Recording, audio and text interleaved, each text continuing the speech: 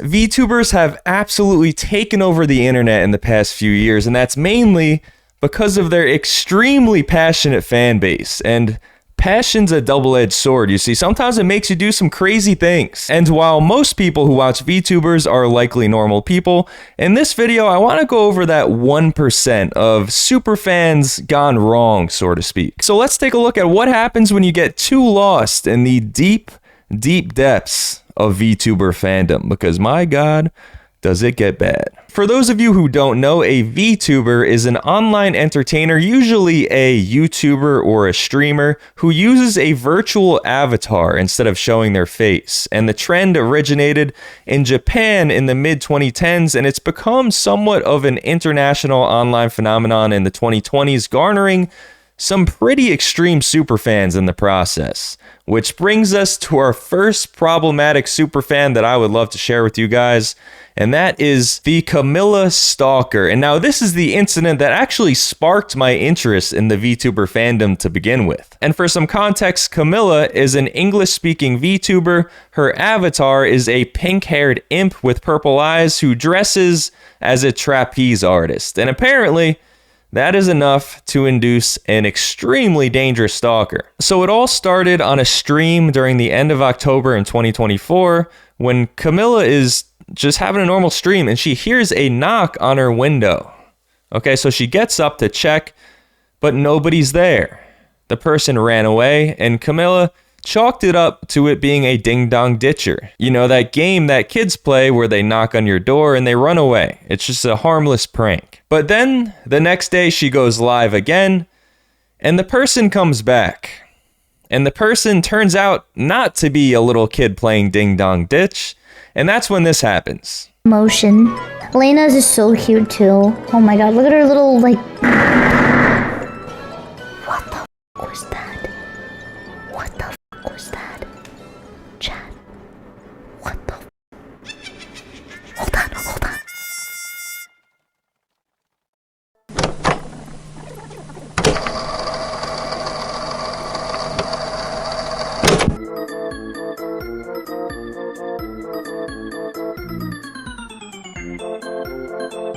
Yeah, so you see her typing on the screen that somebody is trying to come in, and then she immediately ends stream. And that noise that you heard was a crazy fan, trying to break down her garage door with a sledgehammer. So Camila's freaking out. She presses her panic button that she has by her desk, and then the police came. You know she's been in this situation many times before if she has a panic button on her desk. Imagine how scary it must be living in a situation where you hear a knock on your door, and there's a 50% chance it's an Amazon package being delivered, and there's a 50% chance it's an emotionally unstable stranger about to get on one knee and propose to you because he's attracted to your online avatar. That sounds like an absolute nightmare, but it's the reality of being a VTuber. Oh yeah, and something I forgot to mention is that Camila claims to have a firearm as well. So she quickly grabbed her firearm when she heard the man with the sledgehammer attempting to break into her home, which I must say, what an embarrassing way to go out. Imagine breaking into a VTuber's home and some little girl who's cosplaying as a JPEG just starts lighting you up with bullets like she's the Terminator.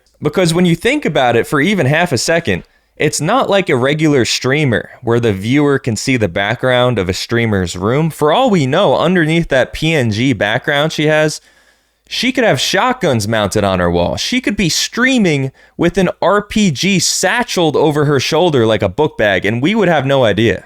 The police went on to say that the superfan, the intruder, gave her a gift that had a GPS tracker in it, probably some sort of AirTag. That's usually what people use these days, like stalkers, that's what they use.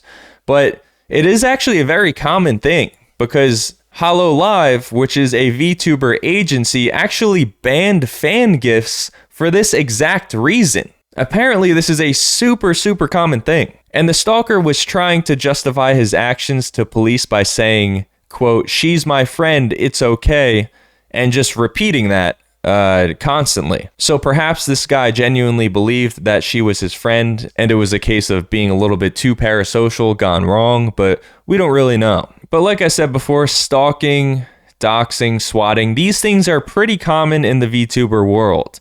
But I learned that stalker encounters can often be year-long battles that these VTubers have to endure, like this example here. The Japanese man who is a longtime stalker of Kikihime. Now, I don't know if I'm pronouncing any of these people's names right, but Kikihime is the woman who plays Takanashi Kiara. And the situation started like this. One day, a Japanese man was sending Kikihime emails wanting to marry her, saying that he loves her, but she didn't respond, right? She gets these messages all the time, so to de-escalate, she just simply does not respond. So logically, it evolved into this man finding her at multiple conventions. Kikihime set boundaries when this man met her in person at the conventions, and she let him know, "You're a fan, we're not friends. Stop with the parasocial stuff and the love emails and all that stuff."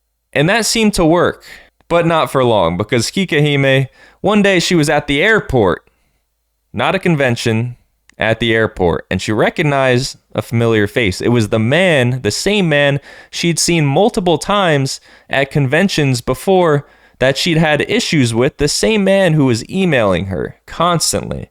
There's no mistaking, because this guy is extremely tall, he's very heavy, he's a distinct looking giant Japanese man. And he started following her around the airport. So she starts going up the escalator, she starts going down the escalator, she starts going the opposite sides of the airport, and he's still following her like he's fucking Michael Myers or some shit. So she goes to a train station part of the airport, and he even follows her there. So at this point, she knows that this guy's just stalking her. So she finds the police, and she tells them about the guy and that he's a stalker. And they talk to the guy, the police, they talk to this man, and they just let him go. But at the very least, the guy left the airport, she gets on a plane, and she loses him. Everything's all good. And then years later, at a convention, Kikihime is taking pictures with fans, and then somebody runs up and tries to kiss her. So she dodges the kiss and then kicks this guy. And who is it? You guessed it. It's the giant Japanese stalker from years before. This man is relentless. All the while, this guy has not been disciplined even a single time by the police, because it's one of those situations where they won't do anything until something bad happens. This guy reminds me of that hypothetical question that people used to ask each other. It's something like, would you accept $10 million, but for the rest of your life, there's a snail, and that snail is invincible, and it slowly follows you. And if it touches you, it kills you. And it's following you 24/7, trying to kill you, even when you're sleeping. It can board planes, etc. Would you take that $10 million?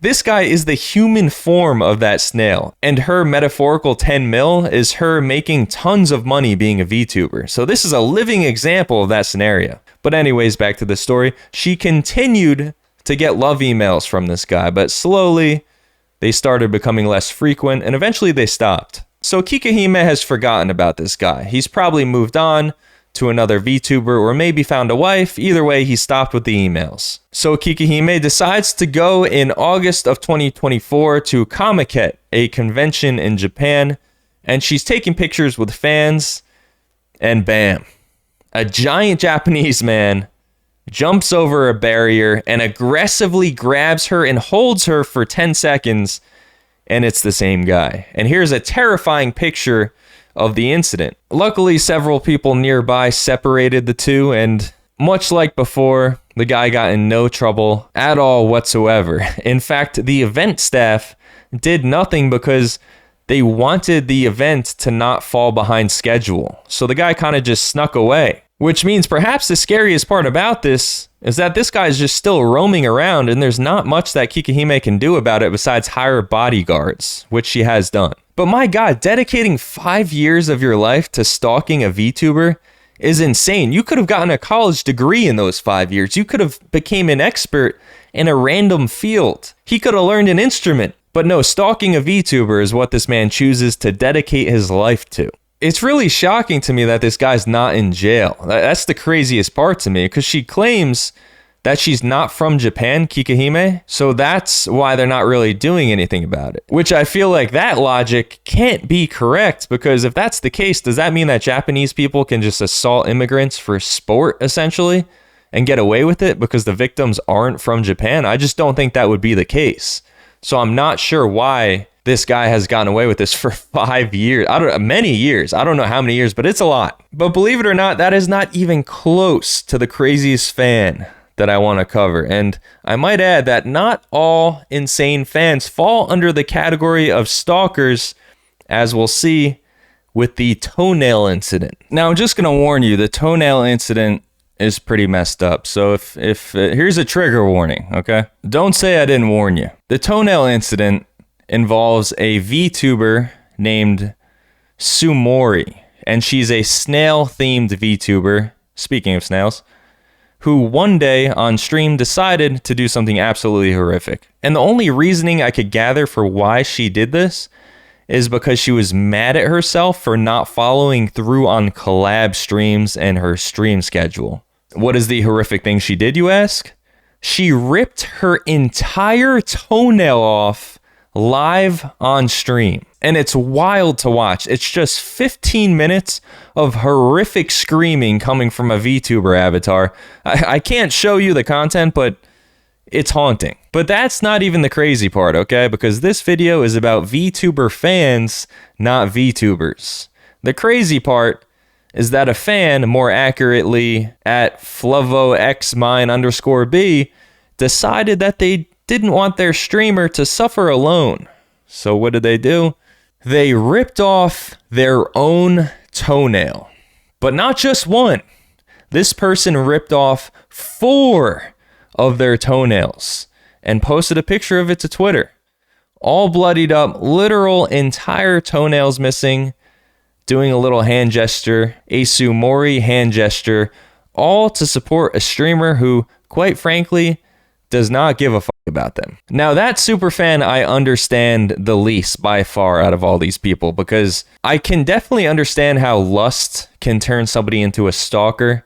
Somebody wants someone that they can't have. I get that. But ripping off 4 toenails to support a streamer who ripped off 1 toenail, that's 5 toenails too many lost in this situation. And at the very least, go 1 for 1. Like, if you're hell-bent on calling the toenail bet of like you're playing toenail poker or some shit, why 4? It just makes no sense to me. There's not a single dollar amount that you could pay me to rip off even 1 toenail in any universe.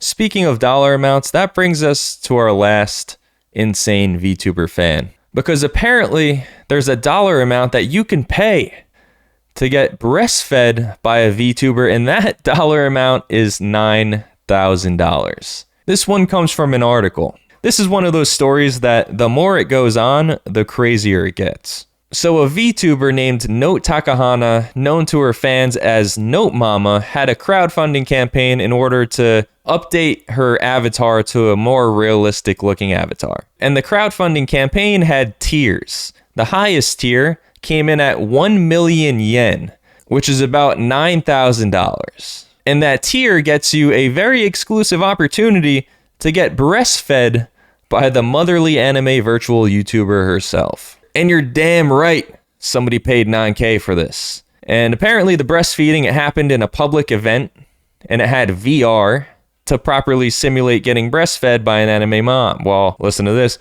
being surrounded by other fans. How humiliating. And they drank real breast milk too. And possibly the weirdest part about all of this, or at least it surprised the hell out of me, I mean, I guess it didn't surprise me really, is that Note Takahana, aka Note Mama, is actually a man. He just uses a voice changer so he could sound like a girl. Now, if you ever catch me paying even a single dollar to be breastfed in public by a man pretending to be an anime girl in front of a whole crowd with real breast milk, you have my permission to put me down like an injured racehorse. Just turn me into glue at that point, because that's about as bad as it gets, and there's no coming back from that. There's no rehab center you could send somebody to that covers this niche of insanity. I will say, though, out of all the fans we discussed, this guy didn't harm anybody, including himself.